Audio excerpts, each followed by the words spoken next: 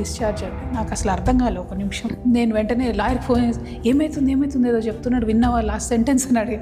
అంటే lawyer was like congratulations అక్క, case లేదు ఏం లేదు, ఆనరబుల్గా డిశ్చార్జ్ చేశారంటే ఐ వాజ్ లైక్ అసలు ఒక 5 to 10 minutes అయితే ఏం అర్థం కాలేదు. చాలా కాన్ఫిడెంట్గా చెప్పారు కదా, కడిగిన ముత్యంలాగా వస్తుంది అని చెప్పారు. కక్ష మనసులో పెట్టుకొని నా కూతురు అరెస్ట్ చేసిండ్రు, ఆమె కడిగిన ముత్యంలాగా బయటకు వస్తుంది. నేను ఒక కార్నర్ సెల్లో నన్ను ఉంచారు, కేజ్రీవాల్ గారిని తీసుకొచ్చారు, ఆయన ఆ పక్క సెల్లో ఉన్నారు. అన్నం తింటారా అని అడిగారు, ఆకలేస్తుంది తింటా అని చెప్పా. సో నాకు తీసుకొచ్చి ఏదో ప్లేట్లో పెట్టించారు.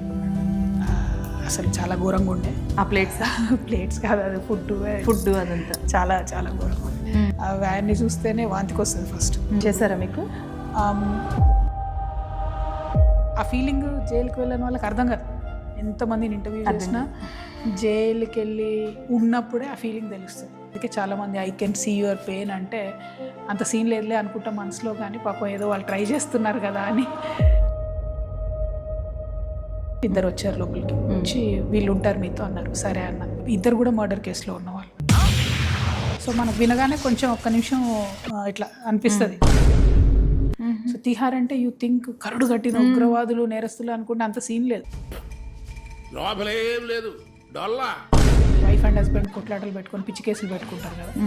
ఆ చుట్టుపక్కల ఉన్న స్టేట్స్లో అన్ఫార్చునేట్లీ ఏంటంటే అట్లాంటి పెట్టి కేసులను కూడా తిహార్లో పడేస్తారు. అరే మీరందరూ ఏంటారు ఇక్కడికి వచ్చారని అంటే కేలేకే చోరీ మేలేకే చూసుకోవాలి అంటే అట్టిపండు దొంగతనం చేసిందని తిహార్ జైలు. సిల్లీ అనమాట అసలు. అది like what, how is that even possible అని. మార్నింగ్ లేసి చూసేసరికి ఒక చిన్న అమ్మాయి ఏజ్ ఎంత అని ఇదని అడిగాను నేను. 18 or 19 అంటే ఏం చేసావంటే ఆ బాయ్ ఫ్రెండ్ ఎవరినో తోసేసాడంట. ఈ అమ్మాయిని కూడా పట్టుకొచ్చారు. వాడిని కూడా అబ్బాయి ఏమో మగవాళ్ళ జైల్లో ఉన్నాడు, ఈ అమ్మాయి ఇక్కడ ఉందన్నమాట. Why would you get them to Tihar jail? నేను చాలా క్యూరియస్గా ఒక ఇంపార్టెంట్ విషయం మిమ్మల్ని అడగాలి అని. మీరు బెయిల్ మీద ఈ కేసులో బయటకు వచ్చినప్పటి నుంచి ఒక క్వశ్చన్ ఉంది. అది మీ ప్రైవసీకి సంబంధించింది అని అనుకుంటే మీరు ఆన్సర్ చేయక్కర్లేదు. ఈ క్వశ్చన్ నేను మిమ్మల్ని మాత్రమే కాదు, జైలు జీవితం గడిపిన సీఎం రేవంత్ రెడ్డి గారిని అండ్ మాజీ సీఎం జగన్మోహన్ రెడ్డి గారిని, జైలుకి వెళ్ళి బయటకు వచ్చిన ఏపీ సీఎం చంద్రబాబు నాయుడు గారిని కూడా అడగాలి అనుకున్న క్వశ్చన్. అంటే పొలిటికల్ ఖైదీగా